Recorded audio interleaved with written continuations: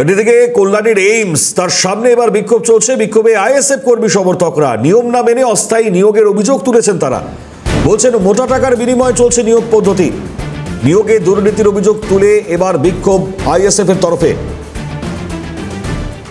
যে ছবি সামনে এসে দেখাই আপনাদের, আইএসএফ কর্মী সমর্থকদের বিক্ষোভ, কল্যাণীর এইমসের সামনে বিক্ষোভ।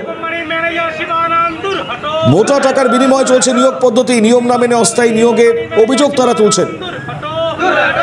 সুবীর দাস টেলিফোন লাইনে রয়েছেন আমাদের প্রতিনিধি। সুবীর, বড় অভিযোগ সামনে তারা নিয়ে আসছেন, কি বলছেন? আর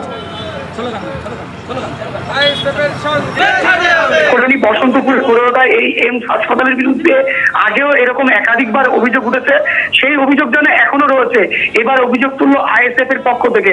আর অভিযোগ তুলেই কিন্তু আজ সকাল থেকে নদিয়া জেলার কল্যাণী বসন্তপুরে গড়ে ওঠা এইমস হাসপাতালের মূল ফটকের সামনে তারা দলীয় পতাকা হাতে নিয়ে আন্দোলনে বসেছে। তাদের সাফ দাবি যে এই হাসপাতালের যে বেসরকারি এজেন্সির দ্বারা, অর্থাৎ এজেন্সির দ্বারা যে অস্থায়ী নিয়োগ হচ্ছে, সেখানেও যেন বড় সড়ো দুর্নীতি চলছে। বড় মোটা অঙ্কের টাকার বিনিময়ে কিন্তু এই নিয়োগ চলছে এবং বেছে বেছে বিভিন্ন রাজনীতি দলের নেতা কর্মীদের ইশারায় কিন্তু এই নিয়োগ চলছে বলে সব দাবি করেছে আইএসএফ এর যে নেতৃত্বরা। তারা অভিযোগ তুলছে রাজ্য জুড়ে যে বিভিন্ন দুর্নীতি বা নিয়োগের যে অস্থায়ী নিয়োগ বা বিভিন্ন নিয়োগে যে দুর্নীতির অভিযোগ তুলছে, সবসময় তো বিরোধী দল অর্থাৎ বিজেপির পক্ষ থেকে শুভেন্দু অধিকারী সোচ্চার হন। তাহলে এক্ষেত্রে কেন কেন্দ্রীয় যে শাসিত যে হাসপাতাল বা কেন্দ্র সরকারের যে সাপোর্টের যে হাসপাতাল, সেখানে কেন শুভেন্দু অধিকারী সোচ্চার হচ্ছে না বলে আইএসএফ এর স্থানীয় নেতৃত্বরা কিন্তু দাবি তুলেছে।